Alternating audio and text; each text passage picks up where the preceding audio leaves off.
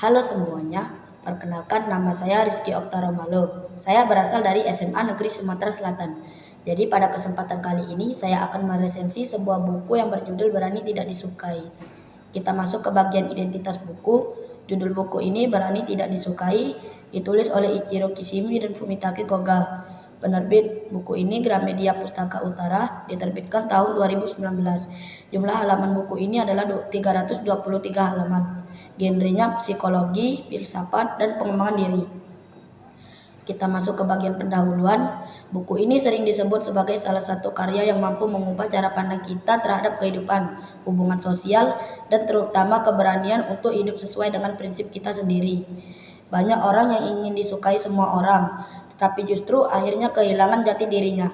Nah, buku ini memberikan perspektif baru melalui filsafat psikologi Alfred Adler yang menekankan pada kebebasan, tanggung jawab, dan keberanian menjalani hidup tanpa harus terjebak pada pandangan orang lain.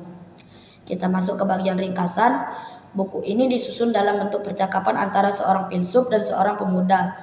Gaya dialog ini membuat isinya terasa ringan walaupun topik yang dibahas cukup dalam. Beberapa ide utama dalam buku ini yaitu kebahagiaan adalah pilihan. Kita berhak menentukan bagaimana kita merespon kehidupan tanpa dikendalikan oleh masa lalu atau trauma. Kemudian, masalah manusia adalah masalah relasi. Banyak beban hidup muncul karena kita terlalu peduli dengan penilaian orang lain. Kemudian, tugas kehidupan, kita tidak bisa mengatur orang lain. Kita hanya bertanggung jawab pada tugas kita sendiri. Dan yang terakhir, kebebasan sejati muncul ketika kita berani melepaskan diri dari kebutuhan untuk selalu disukai.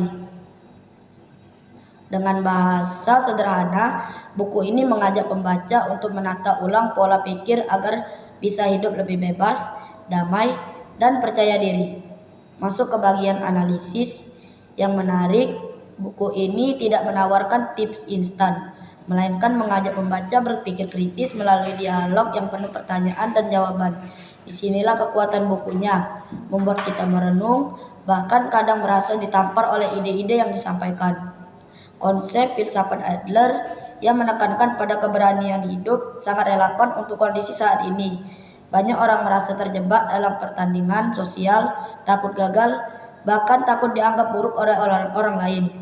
Dengan pendekatan yang sederhana, buku ini mengajarkan bahwa kebebasan bukan tentang lepas dari orang lain, melainkan berani mengambil sikap tanpa perlu validasi. Evaluasi.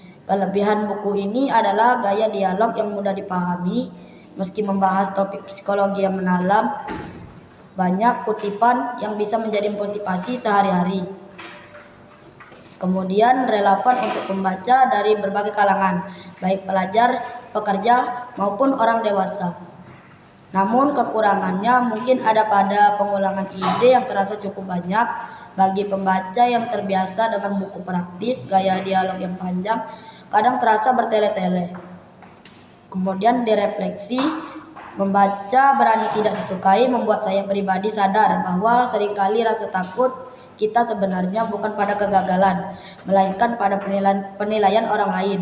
Kita lebih takut dicemooh ketimbang mencoba.